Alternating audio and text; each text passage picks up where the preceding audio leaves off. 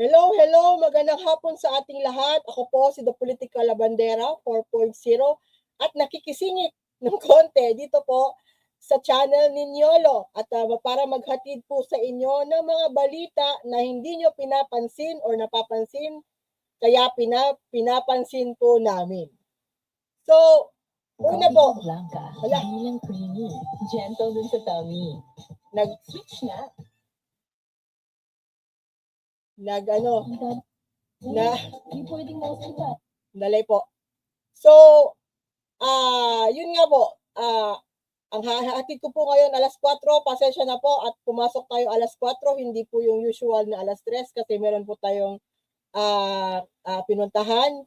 Kagagaling lang po ako sa baccalaureate mass ng mga aking mga anak na tuwang-tuwa po ako na ibahagi sa inyo na yung aking mga anak ay magmo-moving up na po sila. Yung isa po ay magi-grade 9 na at yung ikalawa po ay magi-grade 7 na. So masaya po tayo ngayong hapon at naka-make up po tayo kasi proud mother. So una-una po sa mga balita natin, ito pong usapin ng Pilipinas at China.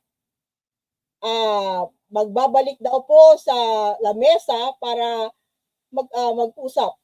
Bilateral talks daw po patungkol sa West Philippine Sea, South China Sea dispute.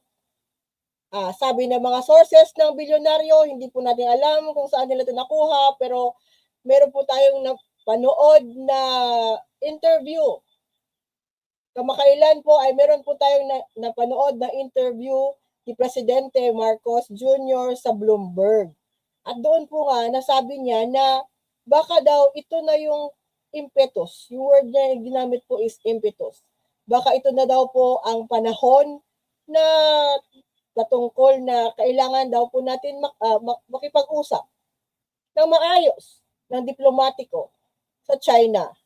Dahil doon sa sigalot na nangyayari sa Middle East na naapektuhan ang buong mundo dahil sa supply ng langis. So, wala naman pong masama, di ba?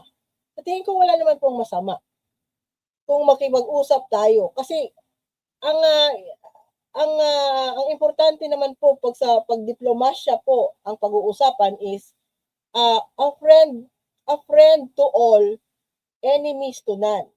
Kahit meron tayong something with China regarding our West Philippine Sea dispute or yung issue na yon na pero pwede naman po yun iba naman po kasi yung trade. Iba po yung pag-usapan na po ng trade industry, business, iba po yun sa nangyayari doon sa West Philippine Sea. Alam po natin na hinaharas ang ating mga Philippine Coast Guard doon ng mga Chinese vessels doon sa West Philippine Sea. At alam natin kung bakit. Na mayroon pong untapped natural resources tayo doon sa West Philippine Sea, lalong-lalo na kung saan po nandoon nakalagay ang Malapaya. Meron po doon untapped na resources ang ating bansa kasi teritoryo natin yun, di ba? So, hinagahanap, pwede ito, I think okay ito. Positive thinking tayo kung mag-uusap po ang Pilipinas at China regarding sa problema na ito. Wala pong masama. Kung mamasamain yan ng mga iba dyan, na mga Pilipino, nakilala natin na maki-China, tapos ngayon nalalaman na baka may posibilidad na makipag-usap tayo sa China dahil nga sa merong nangyayari sa ibang part ng mundo na naaapektuhan tayo. So ano masama? Sa mga times na ang buong mundo ay nagkakaroon ng problema, di po ba mas maigi na lang tayo makipagkaibigan at maghanap ng paraan para masolve yung global problem dahil sa oil na ginagawa doon nang hindi naman tayo kasali sa away nila. pero apektado tayo. So, okay ako kung makipag-usap si PBBM sa Chinese president na si Xi Jinping. Wala naman po siguro mawawala sa pag-uusap ng maayos. Pwera na lang siguro kung kakausapin mo na bastusan yung usapan niyo. Ang presidente po natin ngayon, si PBBM, hindi po siya bastos. Hindi po bastos yung presidente natin ngayon. Hindi kagaya nung nakaraan. So, kung mangyayari ito, kung gumagawa ang China ng paraan para makausap yung gobyerno natin patungkol sa issue na to, di tingnan natin, i-weigh natin, nasa presidente po natin ito. Kung siya po ay makikipag-usap kasi siya po ang ating presidente, ang presidente ng Pilipinas, siya po ang kapitan ng ating foreign policy. Wala na pong ibang. Siya po, yung nakaupong presidente ng Pilipinas, siya po ang magdidikta ng ating foreign policy. So, maghihintay po tayo kay PBBM kung anong desisyon niya talaga dito. Pero wala pong problema kung makikipagkaibigan ng maayos na hindi tayo madidihado sa usapan ng mga klase nito. So hindi naman siguro tayo papabayaan ng presidente natin na alam naman natin ngayon ay naghahanap ng paraan.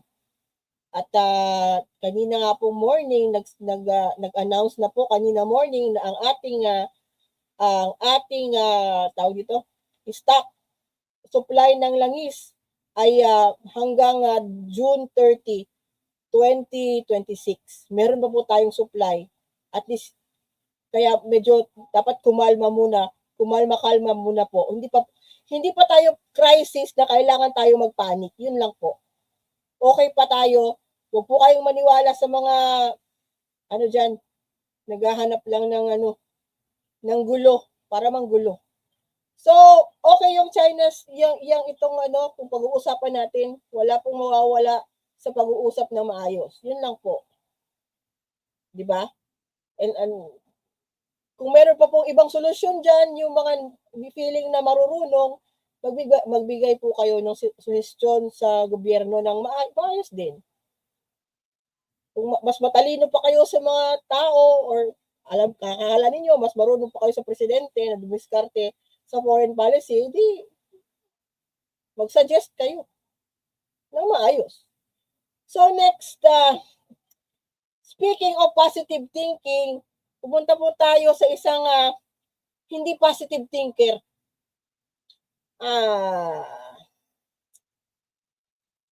Disappointed ako kay Sherwin Gatchalian. Disappointed ako kay Senator Sherwin Gatchalian.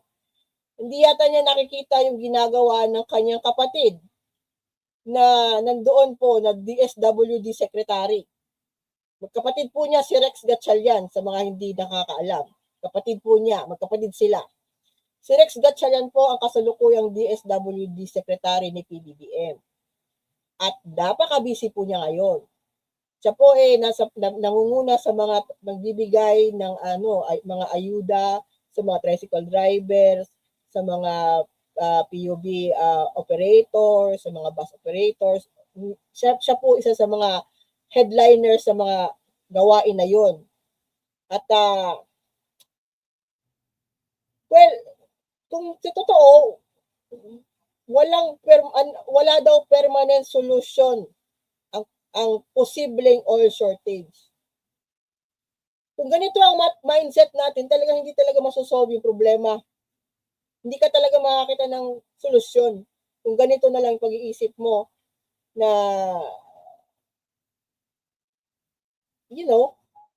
hindi siya positive thinker. I don't think he is a positive. Siguro, sa tingin niya sa sarili niya, practical siya or realistic siya mag-isip. Pero at times like this,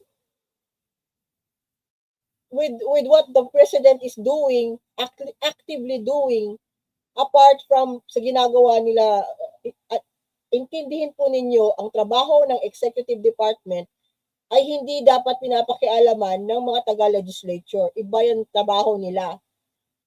ang executive department, kung saan namumuna ang presidente ng Pilipinas, iba rin po yung trabaho nila. Ngayong mga panahon ngayon, abala sila dahil nga po tayo ay nasa state of energy emergency. Dahil doon lang sa isang napangyayari sa Middle East na naantala lahat ng naantala lahat ng supply ng langis galing sa Middle East papuntang Asia.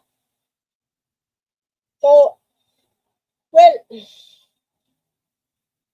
ang permanent solution po sa problema ng possible oil shortage ay ang pagtitigil na ng gera doon sa Middle East. Yun ang permanent solution sa problema ngayon. So, pag sinabi ng isang senador na wala siya nakikitang permanent solution sa problema natin sa oil crisis, it does not spell confidence sa kakayanan ng presidente ng Pilipinas. Hindi. Pareho sila ng mindset ni Senator J.B. Ejercito. Nahawa siguro to si Win Gatchalian kay Senator JB. Kasi sabi ni Senator JB, ang bagal-bagal daw ng presidente natin, ang bagal-bagal daw ng ating gobyerno kumilos sa itong nangyayaring oil crisis dito sa bansa natin. FYI, Senator JB Ejercito, tayo po ang pinakauna, the first sa buong mundo na nag-declare ng national emergency crisis energy. At ito pong declaration EO 110 ay isang buong taon po. Isang buong taon 'yan. Tayo po ay nasa state of national emergency dahil sa oil crisis na nagpapanik kayo. 1 year po yan, yung EO na yan, ang effectivity po. So, inaasahan natin lahat, pinagdadasal natin lahat na matapos na talaga yung war doon sa Middle East. Kasi apektado tayong lahat. So, ang permanent solution is pag tumigil na sila doon. Pag tumigil ng US, Israel at Iran sa kanilang ginagawa doon na nakakaapekto sa buong mundo, mawawala po yung oil shortage ulit. Mawawala. Mabubuksan na po yung Strait of Hormuz doon sa Gulf. At makakalayag na po yung mga oil tanker galing sa Middle East na nagsusupply ng langis dito sa Asia. Ang permanent solution is matigil yung war doon. Matigil yung war.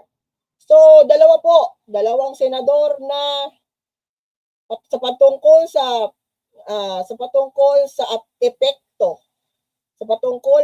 epekto ng nangyayaring sigalot sa Middle East, lumalabas ngayon na dalawang senador hindi po walang believe kay PBBM.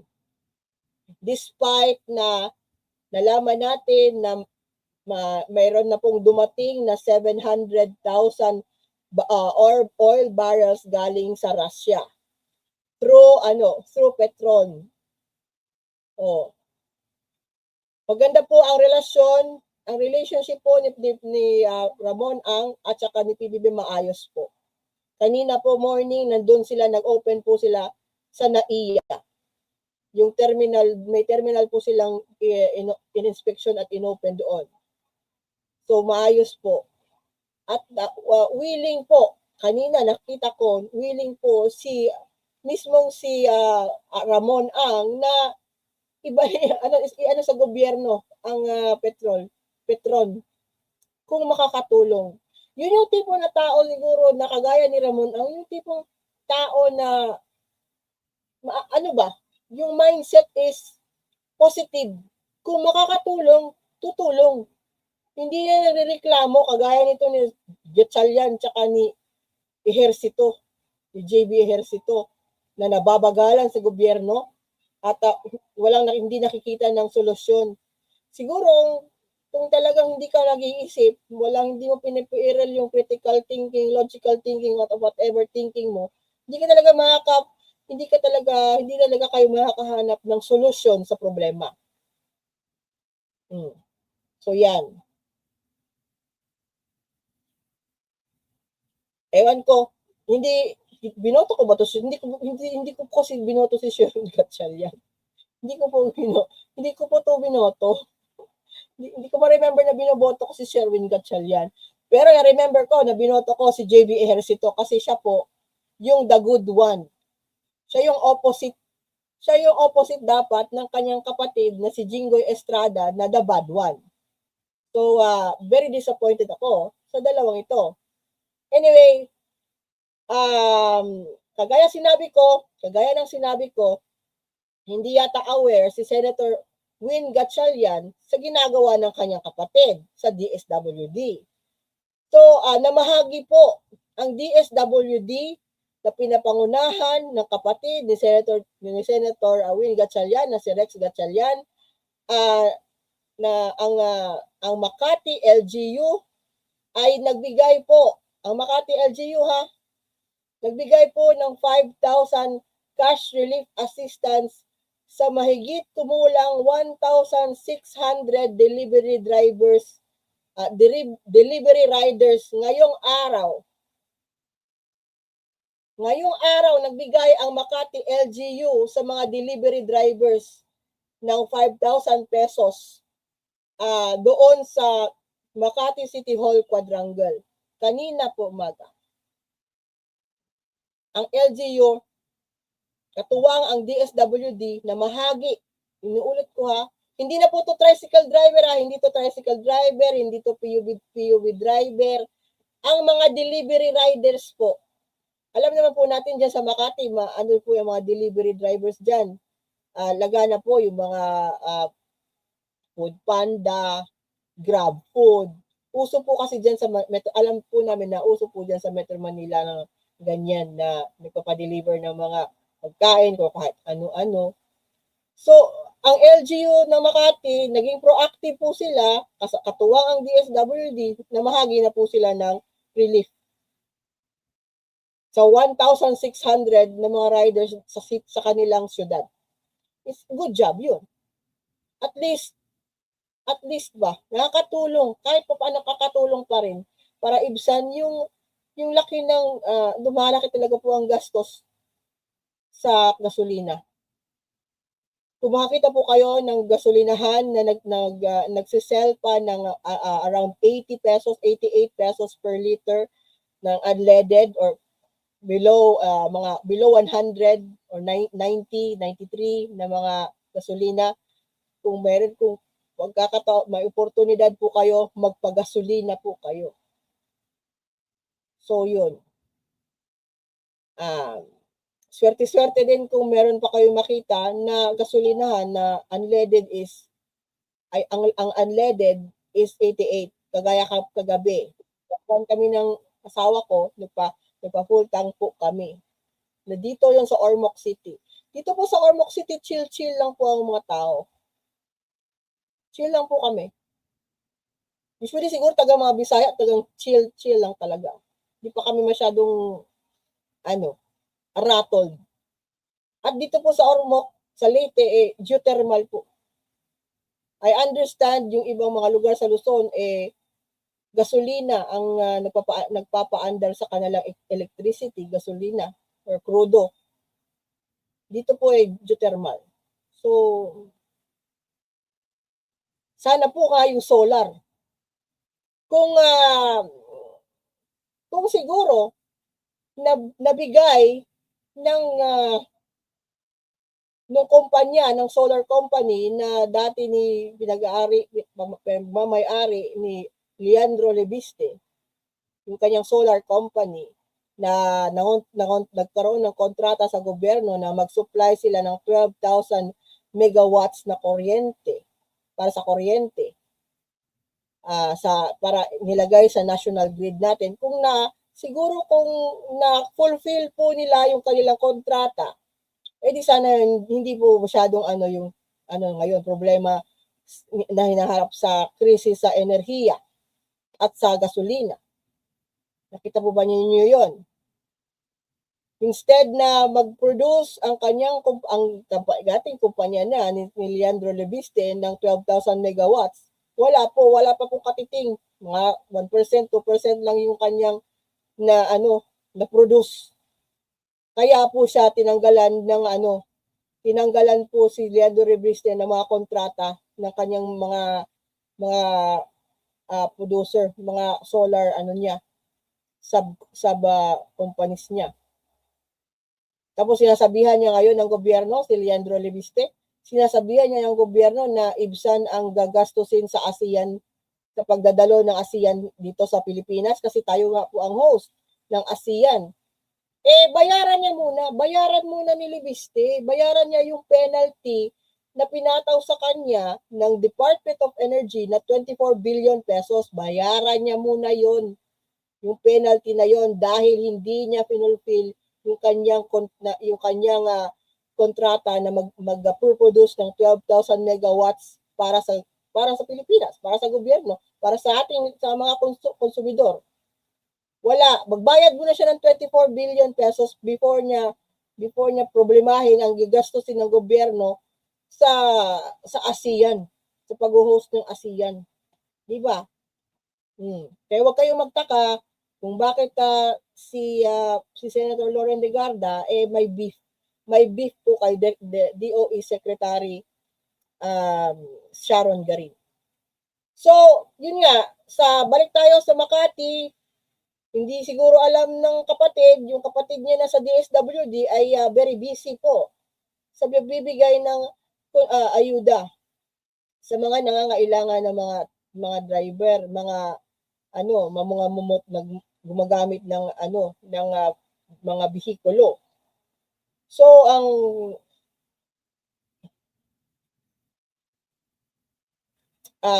isa lang po siguro na problema dito sa mga ayuda nito kung yung pangalan po ninyo wala sa listahan. Yun po.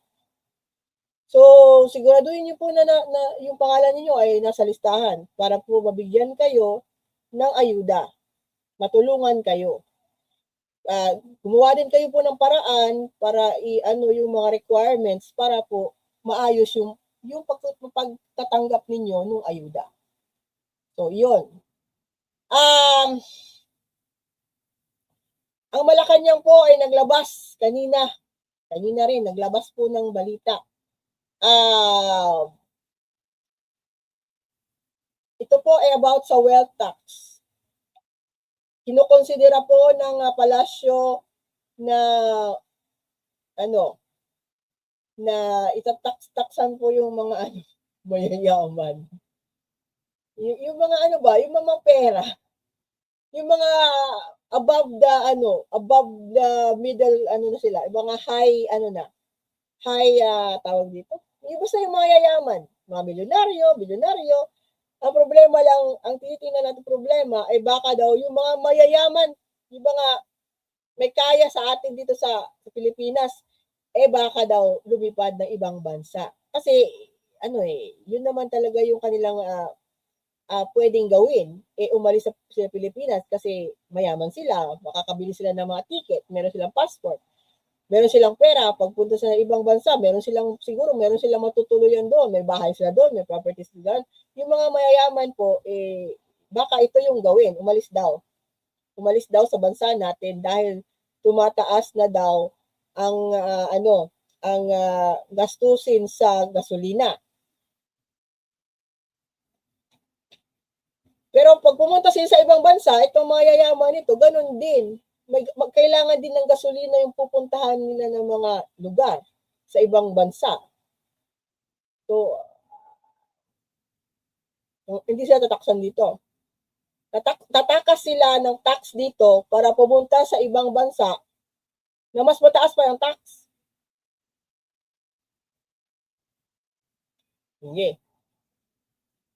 Anyway, open po. Kinukonsidera po ito. Kinukonsidera po ito ng palasyo, pero yun nga, kailangan din po ito i-weigh. Kasi nga, meron po kakayanan ang mga mayayaman sa ating bansa na umalis lang dito sa Pilipinas. Diba? So, tinitingnan po nila ito. Pero, I think, ang mabuti lang siguro, no, tanggalin lang yung ano kaya, yung VAT. Posible ba yun? Ano ba kayo? Aminado ba kayo sa proposal na yon ng ibang mga tao? Kung tanggalin yung 12% VAT. Matagal-tagal na rin po ang panahon na nagbabayad tayo ng 12% VAT, di po ba? At hindi lang po yun natin binabayaran sa ating nabibili. Pati ang ating sa kuryente, magbabayad tayo ng kuryente, magbabayad tayo ng tubig, utilities natin, magbabayad tayo. Lahat po ng binibili natin, meron pong 12% VAT, di ba? Kahit ano. So, kung tanggalin kaya natin yung 12% VAT, makatulong makasiguro yun sa atin, no? Sa matagal na kasi na panahon yun, eh. At ang kasalukuyan ngayon na Executive Secretary na si Ralph Recto, siya po yung gumawa ng na yun, ng measure na yun, noong pang matagal na, hindi ko na po ma-remember kung kailan siya, time ba siguro yun siya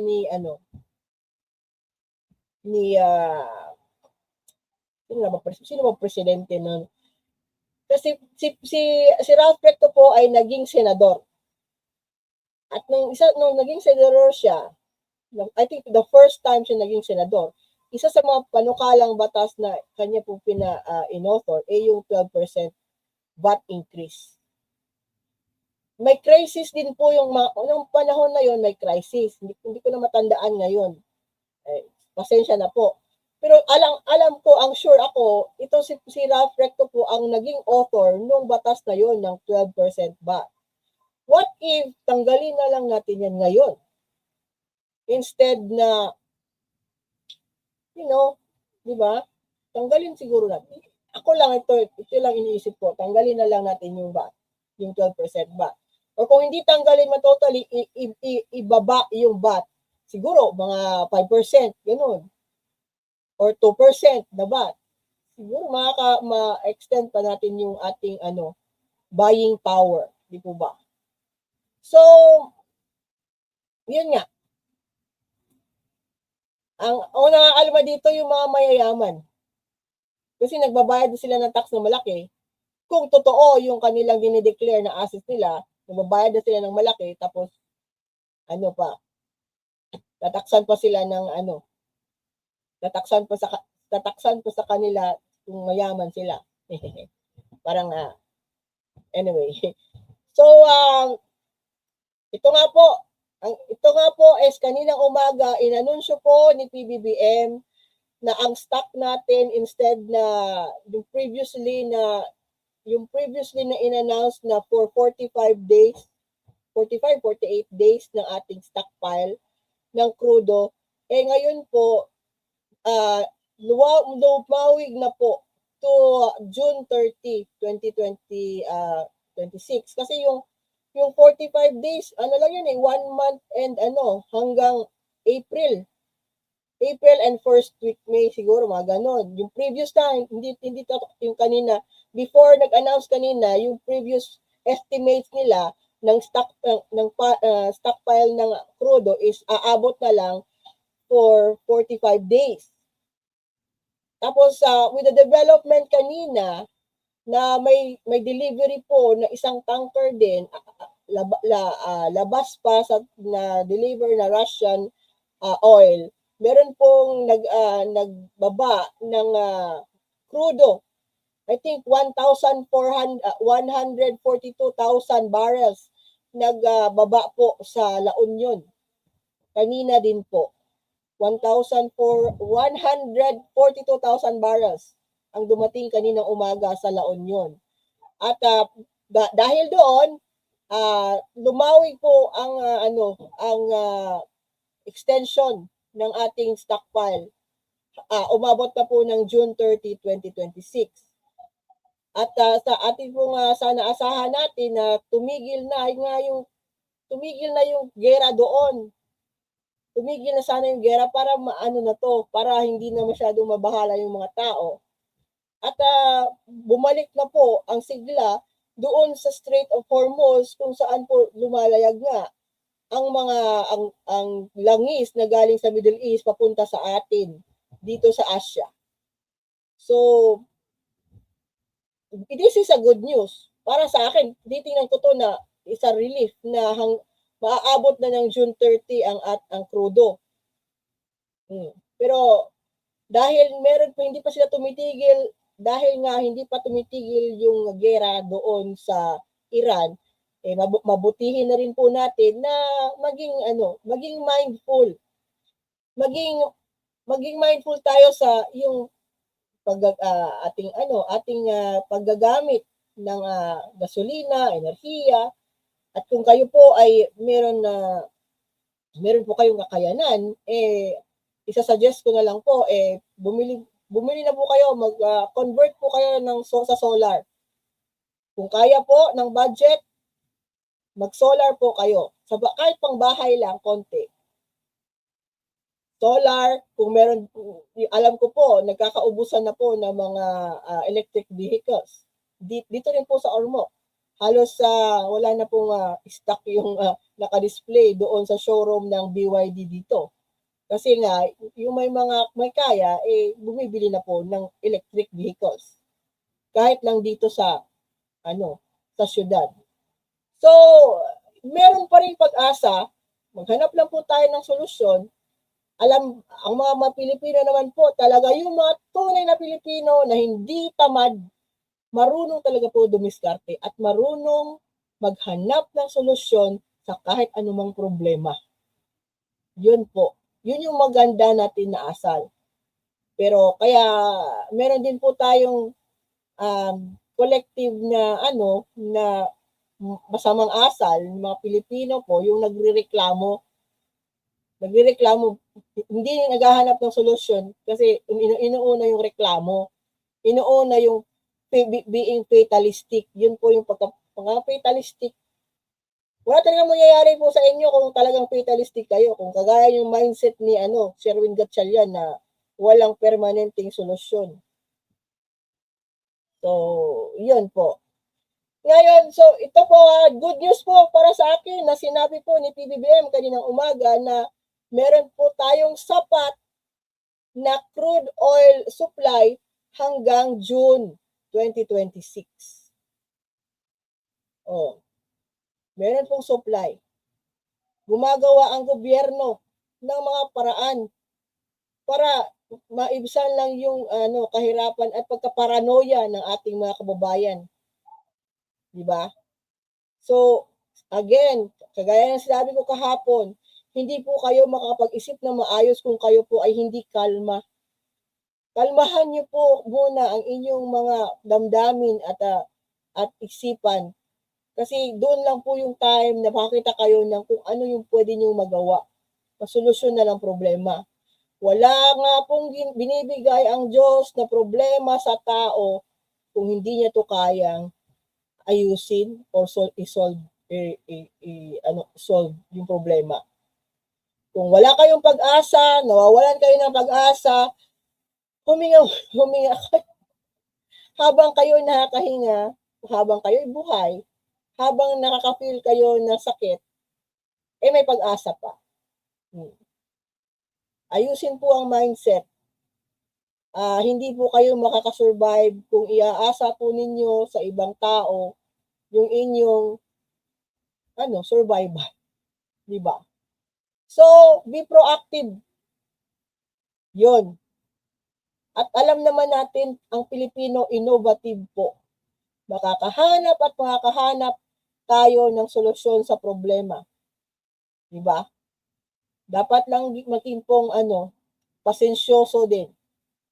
Hindi po lahat ng bagay na dadala sa dahas. Hindi lahat ng bagay nadadala sa pagiging ingrato. Diba? So, ito, good news to ha. Ewan ko na lang kung ito po ay hindi fake news. Meron pong crudo na dumating galing sa Russia, meron pong krudong dumating galing na inimbak kanina umaga doon sa La Union. Meron po. Hindi po to kagaya ng news na pinapakalat ng mga DDS na pinadalhan daw ni Sultan Bolkiah si Baste Duterte doon sa Davao City ng langis.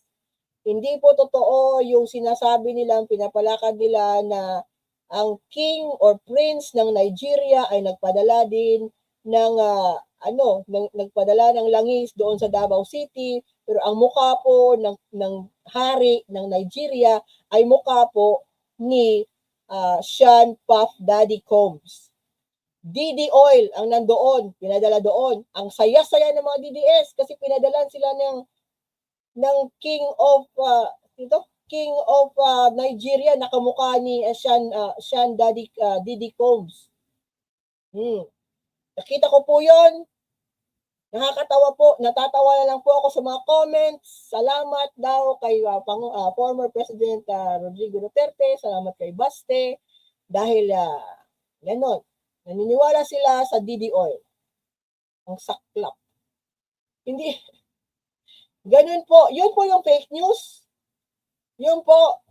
At kanina din po nakita ko may balita na ang Davao Region o Davao del Norte gusto daw kausapin diretsahan ang Malaysia para mag-supply sa kanila doon ng langis. Malaysia hindi ko alam kung ginagago tayo ng mga gumagawa ng balita na ito. National crisis po, dadaan po lahat sa executive. Yung mga ganyan, ewan ko kung mangyayari yan, dadaan po yan sa executive department, sa presidente. National na po ito po national emergency. Hindi po natin kailangan ng umeepal at nagkakalaganap ng fake news. No? Hindi po yan nakakatulong. Huminahon kayo sa inyong mga pangsisira sa gobyerno muna kung pwede. Kasi may crisis. Instead na makatulong kayo, nag-a-add pa kayo sa gulo. Huminahon kayo.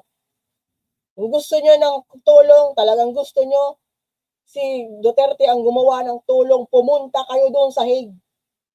Punta kayo sa The Hague. Kausapin nyo si former President Rodrigo Duterte doon sa kanyang selda at tawagan nyo kanyang mga friends para mahingi magpadala ng krudo kung saan man. Ayun yan. I doubt. Anyway, tuloy pa rin po ang buhay sa Mexico, Pampanga. Tuloy po ang buhay nila doon. At sila po ay naghahanda sa kanilang May 10 fiesta doon. Naghahanda po sila ng 15,000 lanterns to light Pampanga para sa isang Guinness World Record bid. 15 ako po yung mother ko po taga Southern Luzon, taga Bataan. Kung lumuluwas kami, umuwi kami doon, nadadaanan po namin syempre Pampanga. At isa sa mga core memories ko po sa Pampanga yung kanilang mga lantern, yung kanilang mga parol. Kasi every Christmas doon po ang maganda po doon na yun talaga siguro yung industry nila doon, yung maggagawa ng mga magagandang parol, malalaking parol, mga colorful na parol. So, yun po isa sa mga core memories ko sa Pampanga. At ngayon po, ang Pampanga Central Country Estate doon may plano. May plano silang gumawa ng world record during ng kanilang Luminaw Water Lantern and Music Festival sa May 10. Alam naman po natin, pag sumasapit ang buwan ng Mayo, Hitik na hitik po ang ating bansa sa mga selebrasyon ng fiesta sa kahit anong siyudad, barangay, municipality. Tayo po ay masaya po ang Mayo. Kasi yan po ang ating fiesta. Fiesta season ang Mayo. Diba? At yun po ang fiesta season ay nagsa-start usually pagkatapos ng Kwaresma. After Holy Week, sunod-sunod na po yan. Fiesta dito, fiesta doon, hanggang June, mga first week bago magklase na naman, mag back to school year na naman ang mga ating mga anak. So between the window of April and May and early June, fiesta season po ang Pilipinas. Masaya po tayo niyan. At it looks like to me masaya po ang mga taga Pampanga kasi nilook forward po nila itong festival na ito sa May 10. At siguro it would be, I think, i-comment ko sila kahit na alam natin na may crisis tayo ngayon dahil sa sa oil, it's para bang nakakaano rin po ng damdamin na meron pa ring positive, may maganda pa rin tayong dapat i-look forward kahit na may malaking problema tayo na hinaharap. Maging lang tayong positive. So itong gagawin ng Pampanga para kasi meron silang purpose, gusto nilang maging Guinness Book of World Records holder, suportahan po natin. Kasi po ito pong kanilang gagawin, makakatulong din po sa kanilang local tourism economy doon sa kanilang lugar. So, it's a good. Para sa akin, okay ito. Suportahan natin sila. Masaya sila. At alam niyo talaga po, ang mga Pilipino talaga masayahin naman talaga masayahin po tayo na tao na race. Ano bang race sa Tagalog? Basta ang Pilipino po we were built sa culture natin mas masayahin po tayo. At isang example na po bibigay ko sa inyo na kahit na po tayo sa mga bagyo, nakaka-experience tayo ng mga bagyo. Like example, ako po taga Leyte, na-experience ko po yung Yolanda. Ayaw ko na pong mauulit yun sa amin dito kasi traumatic po. Pero kahit na po na Yolanda kami, ang aftermath ng Yolanda, kahit na po kami gano'n, meron po kami excuse me, meron po kami nakitang konting happiness. Ganon po ang Pinoy. Nakikita ba ninyo ang baha? Tayo pag binabaha, anong ginagawa ng iba nating mga kababayan? Naliligo sa baha. Napapaanod sa baha. Nagtatagay sa baha. Yung gano'n na naka-experience na kayo ng sakuna, pero nakikita nyo pa rin yung sarili nyo na, okay, kaya to. So, ganun po, isa sa mga trait po natin, ay kahit na po tayo nahihirapan, kaya pa rin natin.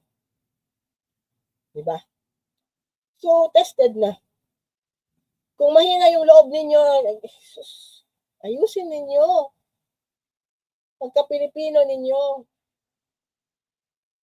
Ang totoong Pilipino po maano talaga. Yung matapang. Hindi yung nagtatapang-tapangan lang yung totoong matapang. Hinaharap yung problema. Yun yung totoong matapang na Pilipino. Naghahanap ng solusyon sa problema, tumutulong sa kapwa.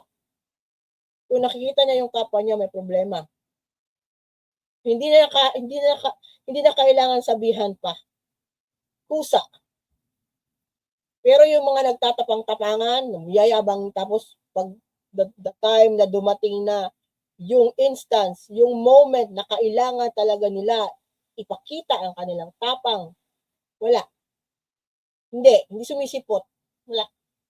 Hindi yun na po ang matidistinguish nyo yung tunay na Pilipino na may malasakit sa Pilipinas at sa kapwa Pilipino kumpara sa mga mayayabang na sinasabi sila ay pro-Philippines pero hindi sila pro-Philippines kasi ibang interes ang sinusulong nila. Hindi sa ating bansa, sa kanilang mga sarili lang. At ayaw nilang harapin. Ayaw nila harapin yung mga problema nila na sila naman mismo yung gumawa. Diba? Alam ko na nagigets nyo sino yung tinutukoy ko na ayaw humarap at gusto lang magpalaban.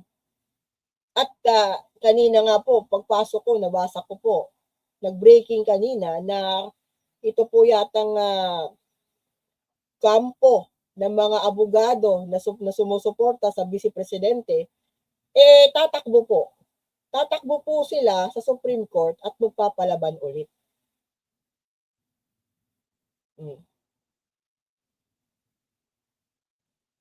May kasabihan po tayo na sino ba nagsabi nun? Si Einstein. May sinabi si Einstein na yung mga siraulo na mga tao, tama ba to? Tama ba ito? Yung mga siraulo ng mga tao ay yung taong mga gumagawa ng isang bagay ng paulit-ulit expecting na nag-e-expect sila na the same pa rin yung resulta. Tama ba yun? Sakto ba yung sinabi ko?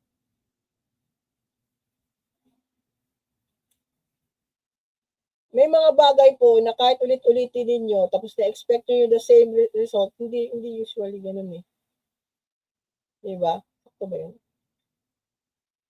May mga instances na ulit-ulitin mo isang bagay pero papalyado ka pag hindi lahat ng okasyon or oras na ulitin mo isang bagay the same pa rin yung result.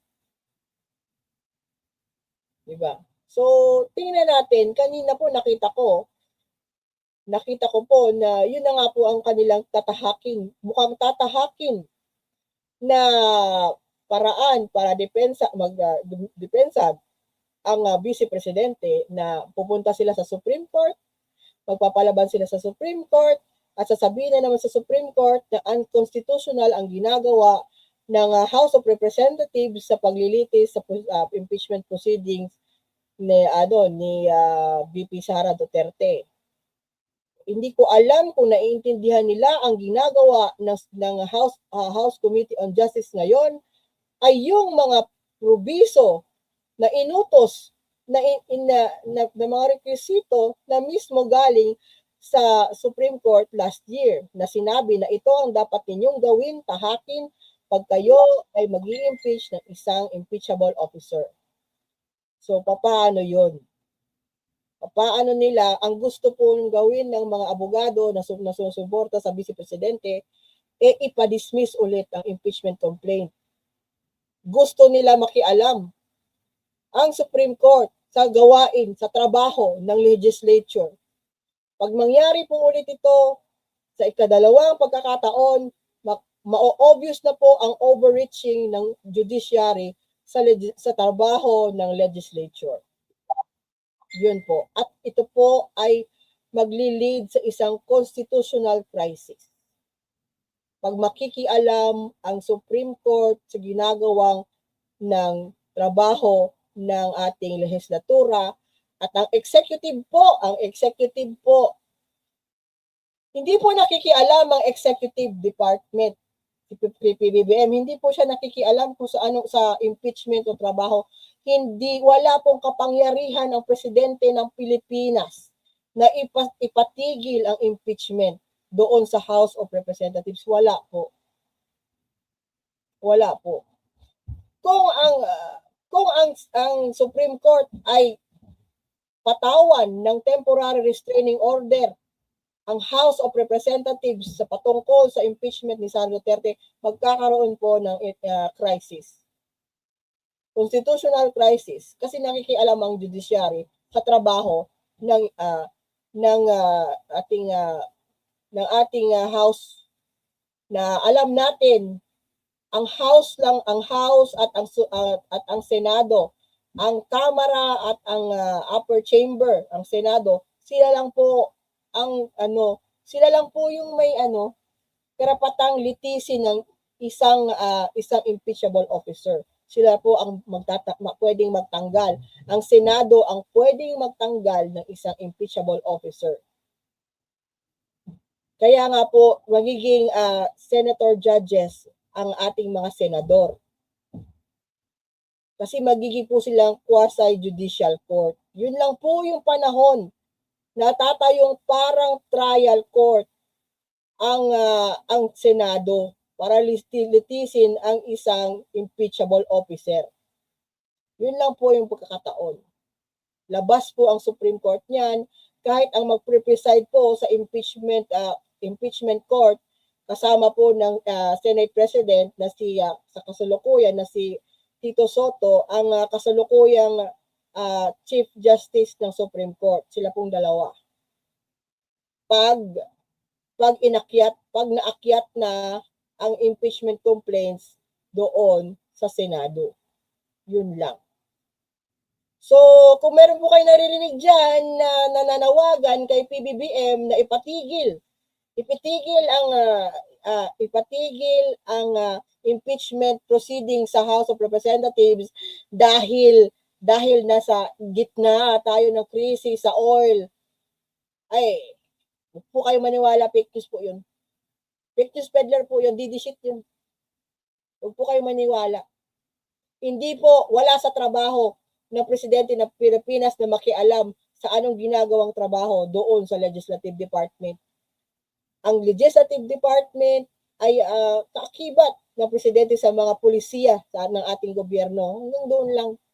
Nagagawa sa legislator ng batas para sa Pilipinas, mga batas, at yung batas ay pinapasa po sa Executive Department para kung mapirmahan na yung batas, yung panukalang batas na sinulat na galing sa legislature at ipinasa sa presidente, yun lang po, i-execute na lang po yun. Yun lang trabaho ng presidente, execution. Patungkol sa impeachment, labas si presidente dyan.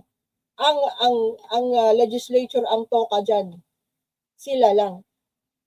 Patungkol sa budget ng Pilipinas, nasa legislature din. Kasi ang legislature po sila po yung humahawak ng wallet, ng purse ng bayan. Kaya doon nga po nagagawa ang budget sa legislature. So kung hindi pa po nyo maintindihan yan, meron po tayong mga kababayan na hindi naiintindihan ang three branches of government at ang separate powers nito. Pakiwari ko po, nabalikan po ninyo ang inyong hiramin nyo yung mga textbook ng mga anak ninyo na nasa high school. At hadapin po ninyo doon sa social studies nila, kung reference nila, kung ano ang three branches of government, at ano ang function nila para maintindihan po ninyo. Kasi po yung hindi nakakaintindi or ayaw intindihin or mahina talaga yung utak, ang iniisip, lahat po ng ginagawa ng gobyerno ay nakasalalay lang sa presidente ng Pilipinas. Hindi po. Executor lang yung presidente natin. Kahit siya po yung head of state. Pero hindi po nagpa-function ng executive department kung wala yung iba pang branches ng government. Kasi kung ang executive department lang po ang gagalaw, yun po ay diktatorya na. Kung siya lang, ang executive department lang ang masusunod at binabaliwala ang trabaho ng legislature at ng judiciary at lahat na lang nandoon sa executive, diktador na po yun. Di ba ayaw natin nun? Di ba po, hindi na, ayaw natin yun. Ayaw natin ng diktador. Di ba? Hindi naman umaasal na diktador si PBBM. Hindi naman. Ang bait-bait ng presidente natin. Ang bait-bait. Sa totoo lang mabait pa. Sa sobrang bait po ng presidente natin ngayon, inaabuso siya. Grabe ang pag-aabuso sa kanya. Inaabuso siya, hindi lang yung polisiya. Buti lang sana kung kine-question kay PBBM ang kanyang polisiya. Hindi pati yung kanyang pagkatao.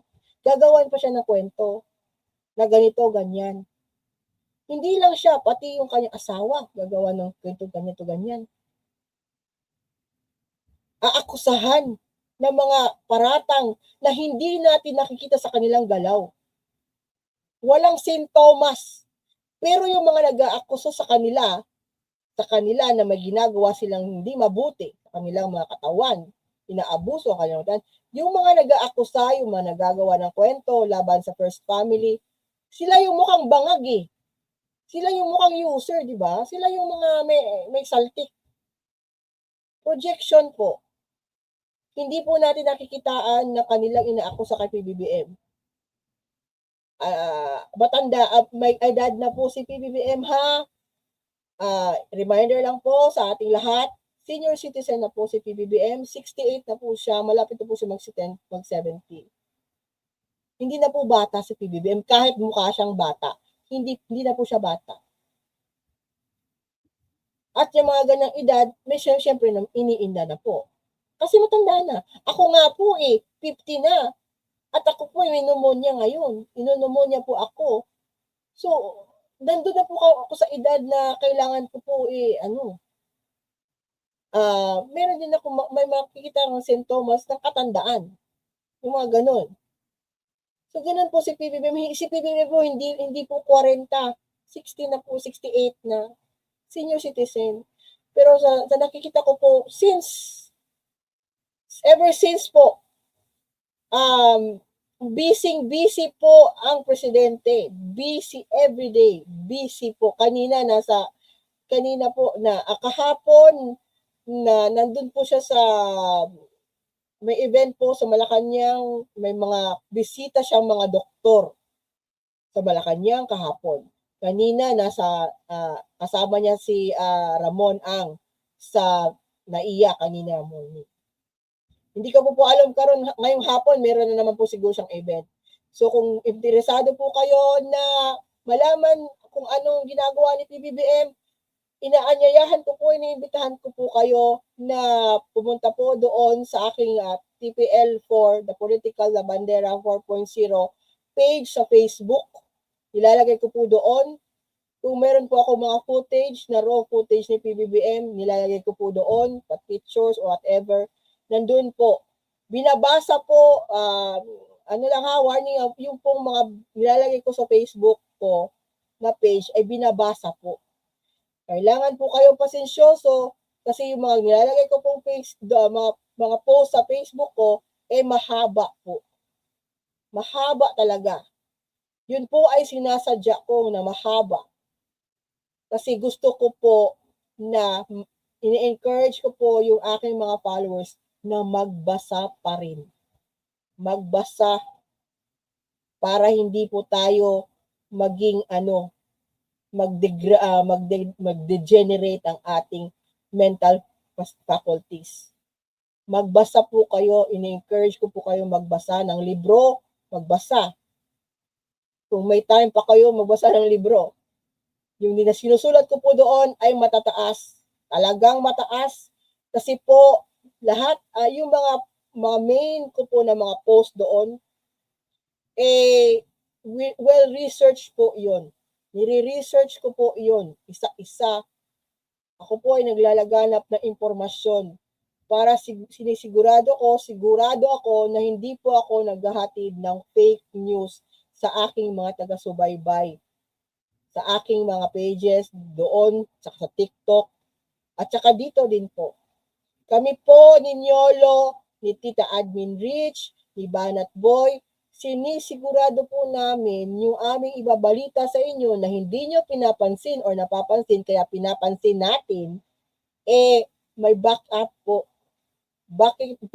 May resibo. Kasi po ito na po ang way na labanan natin ang fake news. Grabe po ang fake news. kali-kaliwa, kanan-kanan, up, down, everywhere are all around fake news. At kung hindi po kayo maingat, hindi po ninyo, kung tamad kayo bumusisi na mismo kung totoo ba o hindi yung inyong nakikita, napapanood, na babasa dito sa social media, ay kawawa po kayo. Be proactive po na hanapin kung meron kayong pagdududa sa isang opinyon, may pagdududa kayo sa isang balita, may pagdududa kayo sa isang napanood ninyo na video, marapatin po ninyo hanapan ng kung totoo ba o hindi yung inyong kayo na po ang maging proactive. Alamin ninyo, mag-research po kayo. Yun. Libre naman ang Google. I-Google ninyo. Meron namang AI na sa Google eh. At ang Google po, kung kung i-AI mode ninyo ang Google, kung meron kayong research, nagpro-provide po yung Google AI ng mga links sa kung totoo ba yung nababasa niyo yung balita or kung hindi. Kung wala kayong makita na nagko-collaborate sa binabasa niyo, wala silang mag-provide na links, magduda kayo kung wala pong hindi niyo makikita doon na may verified na balita about patungkol sa isang bagay. Kung hindi maka-provide po ang Google AI sa hinahanap ninyong balita or konfirmasyon, verifikasyon, kung hindi sila maka-provide, posible na posible na fake ang impormasyon, ang datos, ang news. So hanggang dito na lang po ako ulit at ako po ay nagpapasalamat kay Nyolo na nakakasingit ako dito sa kanyang page at wag po ninyong kalimutan mag-like, mag-share, mag-subscribe dito sa page ni Nyolo Random News at kay Tita Admin Rich, kay Banat Boy at sa akin po doon dito. Kung meron kayong kung makita po ninyo yung TPL3 ko na page, sana po ay mag-subscribe kayo doon. Salamat po. At kung kayo po ay naglalagi sa Facebook, andun po ang The Political Labandera 4.0. Sa TikTok po, hanapin po lang din nyo yung profile picture na naglalaba. Yun po ako. Basta yung naglalaba na cartoons, yan po. Ako yan. So, nandun po sa TikTok ko yung mga Tagalog versions ng aking pong sinusulat. Kung gusto lang po niyo makinig, kung kayo po ay nasa biyahe at gusto lang po niyo makinig sa TikTok yung mga issue, kung kayo po ay interesado sa politika, ay bumisita po kayo doon sa page ko. So hanggang dito, salamat po. Bukas po, bukas, Sabado, meron po kaming collaboration sa alas 9 ng gabi, tomorrow night. Magkita-kita na lang po tayo ulit tomorrow. And have a happy weekend, everyone. Thank you. Bye-bye. Salamat.